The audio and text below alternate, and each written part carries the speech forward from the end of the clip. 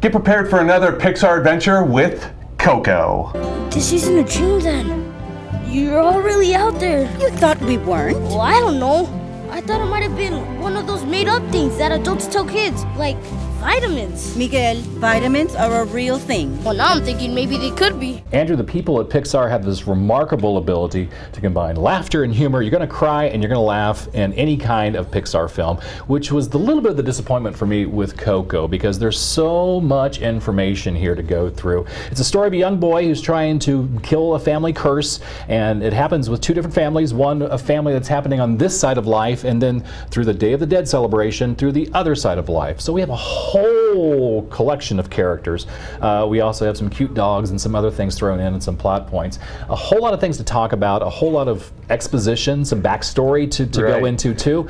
I think they bit off a bit too much for this. There's some cuteness factor, and I do have to confess, yes, I did cry at the end of this. So it was a whole lot of good stuff at the end, but really not enough for me to voluntarily go through it all again. Pixar is good with high concept movies like Inside Out, where they're dealing with these actual people and their emotions as characters and how they work inside the human mind. And this kind of operates on that same level, where you're dealing with multiple characters at the same time, plus a main character in this.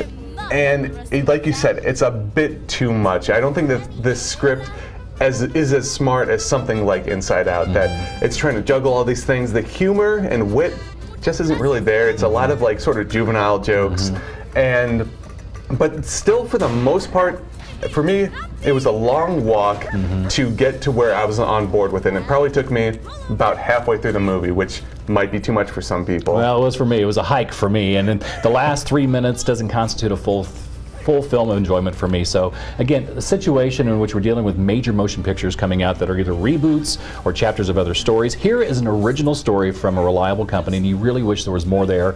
There just isn't. There's too much. Maybe they tried too much. For me, it barely meets the 3 marker. 3 out of 5 Joes. Okay, 3.5 out of 5 Joes for me. That I think that this is worth seeing. It shows a different culture than what we see in these big budget CGI movies. And I think that for the most part, it does a good job. And like you said, at the end, I cried. I think that it does a good job of sticking the landing, but it is a little bit of a walk to get there. Okay. To read my review, check out St. Joe Live and Friday's edition of the St. Joseph News Press, or go online to stjoelive.com. On Tuesdays, you can find me at the Friends Front Row Film Series at the East Hills Library Theater. We're starting off holiday movies on November 21st, every Tuesday, 6:30. It's free. Come see us. It's going to be fun. Excellent. And join me next week as I review Guillermo del Toro's The Shape of Water. Until then, we'll be live at the movies. See you later. See ya.